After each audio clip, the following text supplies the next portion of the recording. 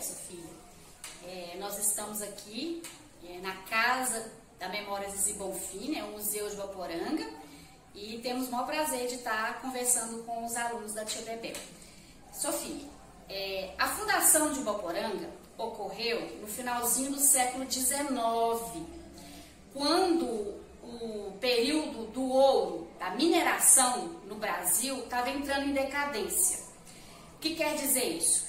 Eles tinham extraído muito ouro na região lá de Ouro Preto, de Sabará, de Mariana, e o ouro começou a entrar em decadência, a diminuir a quantidade de ouro. Então aquelas pessoas que moravam lá na região da mineração, eles começaram a procurar outros lugares que eles pudessem estar indo para buscar uma outra fonte de renda, uma outra coisa que eles pudessem trabalhar.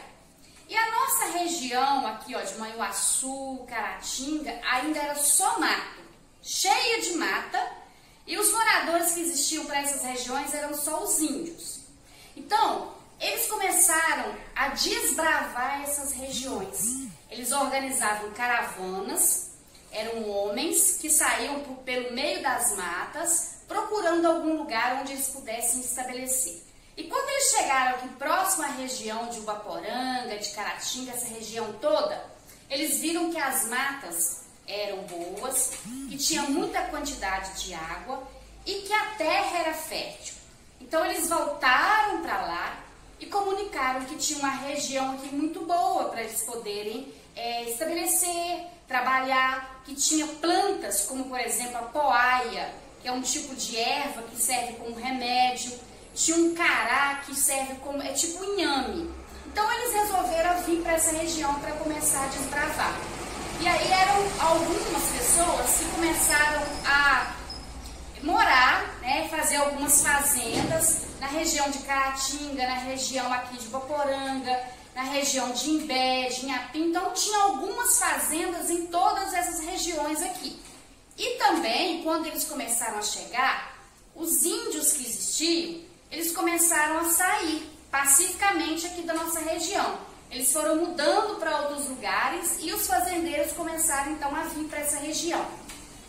Aí, na região ali onde é próximo o Córrego da Paciência, naquela área ali, existia um fazendeiro que se chamava Domingos Gonçalves. E nessa época, quando as pessoas morriam, elas tinham que ser levadas para ser sepultadas lá em Inhapim, que era onde tinha um lugar mais próximo daqui, porque a gente ainda não tinha nada organizado. Essa fazenda do Domingos Gonçalves, tudo que eles precisavam, eles tinham que buscar fora. E aí, depois de um determinado tempo, o sobrinho do Domingos Gonçalves, ele tinha falecido. E aí, eles resolveram que eles iam fazer uma missa, de 1 ano de morte, de falecimento do sobrinho dele. Mas aqui não tinha igreja, e a igreja mais próxima era lá dos lados de Caratinga. Então, o padre Delfonso, ele veio até a fazenda do Domingos para celebrar a missa de 1 ano de falecimento do sobrinho dele. Aí, depois que celebrou a missa, eles foram almoçar. Durante o período do almoço, o padre virou para o seu Domingos e disse para ele que como aqui, nessa região, não tinha cemitério, não tinha igreja, não tinha nenhuma capela, se ele não poderia doar.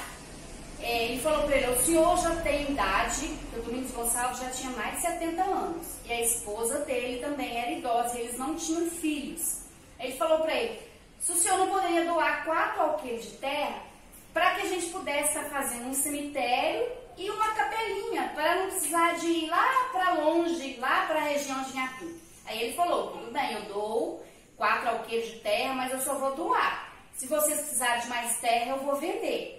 Eu posso vender 15 alqueires de terra. Então, aí ele falou: então tá, eu vou falar. E aí Caratinga comprou 15 alqueires de terra para começar a formar um povoado. Essas terras que foram doadas e compradas nessa região onde nós estamos. O cemitério foi colocado naquele lugar onde é o cemitério hoje mesmo, e a capelinha foi colocada no lugar onde é a igreja católica, a igreja matriz. Quando aí foi feita essa doação? Isso aconteceu no dia 17 de julho de 1890. 91. Só que aí, quando eles realmente começaram a fazer o cemitério e a capelinha, já era por volta de 1901. Foi bastante tempo depois que eles resolveram, então. Aí eles foram ali onde é a praça da igreja católica, eles pegaram a foice, machado, facão, cortaram, que aquilo era só mata, para poder fazer a capelinha. E quando eles estavam cortando, eles encontraram, diz o relato, né, que eles encontraram duas árvorezinhas, mais ou menos desse tamanho, que ficava próximo à igreja, a capelinha que eles iam fazer. Eles resolveram, nós não vamos cortar essas duas árvores não, vamos deixar essas árvores crescer, porque aí quando a gente vier das fazendas para vir para a capelinha, a gente pode amarrar a corda do cavalo aqui para o cavalo não fugir. E aí as duas árvorezinhas foram crescendo. E aí então começou o povoado de Boporanga. Foi feita então uma capelinha, né, no início do século XX.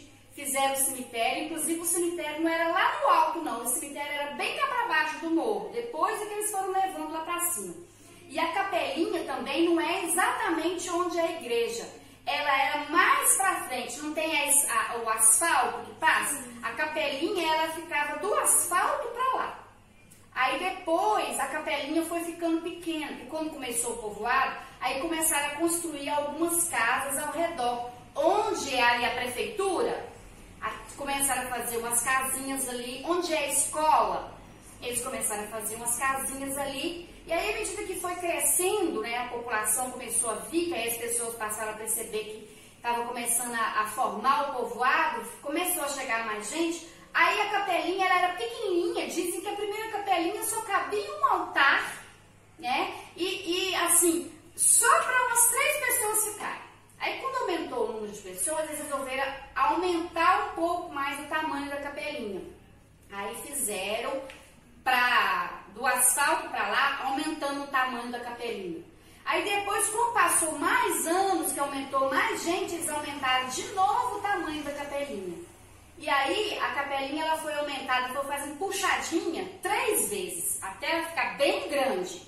Aí foi só na década de 50, de 1955, que o padre que morava aqui, né, que era o padre da igreja, o padre Rino, é que ele resolveu convocar a população toda para falar para eles assim, vamos fazer uma igreja maior, uma igreja matriz, e a população concordou.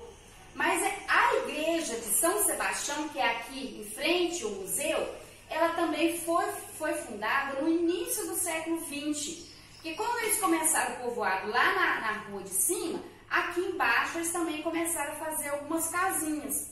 E aí resolveram fazer, inclusive quem morava nessa região de baixo era o Coronel Rezende. É por isso que tem o nome da rua, Coronel Rezende. E aí o Coronel Rezende, ele era dono dessa área todinha aqui embaixo. Aí ele resolveu fazer uma igrejinha com o nome de São Sebastião, a igreja de São Sebastião. Lá na igrejinha lá de cima, o nome dela foi igreja, né, São Domingos de Gusmão. Por quê? Quem doou o terreno foi o Domingos Gonçalves. Aí o padre Afonso Bittencourt falou assim, olha, já que o senhor está doando, né, a gente vai homenagear o senhor. A gente vai dar como santo padroeiro da igreja, São Domingos de Gusmão. Então a igreja lá de cima, ela recebeu o nome de São Domingos de Gusmão. E aí daqui de baixo, como foi o Coronel Rezende, começou a construir, ela foi chamada de Igreja São Sebastião. Então são as 2 igrejas principais e foi em volta dessas 2 igrejas que foi sendo construído o povoado de Boporanga. E aos poucos foram crescendo, nas zonas rurais foram chegando pessoas que foram morando, igual por exemplo na região do Pau de Folha, foi a família Ribeiro que foi chegando. Então cada localidade era uma família que chegava e começava a formar aquele povoado. E aí geralmente o nome dos córregos, né, tinha um nome que era homenageando a pessoa que estava começando aquele povoado. E aí foram organizando os povoados de Boporanga. E assim começou